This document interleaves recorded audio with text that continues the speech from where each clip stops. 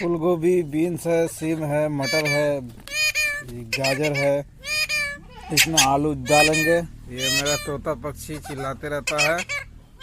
ठीक है, अभी सब्जी बनाएंगे, बैगन भी डालेंगे दोस्तों।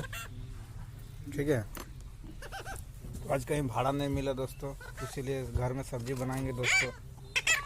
तो मिलते हैं सब्जी बनाने के समय। लगे रहिए, वीडियो में नए हैं तो चैनल को सब्सक्राइब जरूर कीजिएगा। चमड़ा है पर फिर भी छील लेते हैं। पब्लिश कर दिए हैं, अपलोडिंग चल रहा है। यहाँ पर गाजर को कुछ इस तरीके से छील लेंगे। ये गाजर को इधर से काट देंगे, बस इतना ही काटेंगे, इतना ही काटेंगे।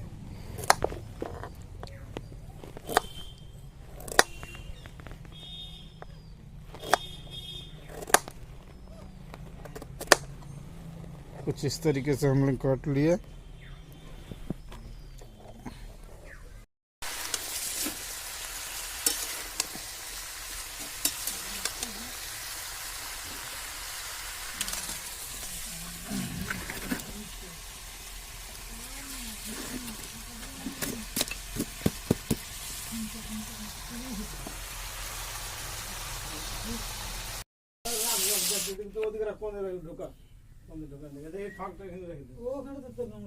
একটা তার খারাপ হয়ে গেল, না চারটা তাহলে আরো উঁচু হয়ে যেত। ভাঙা আছে।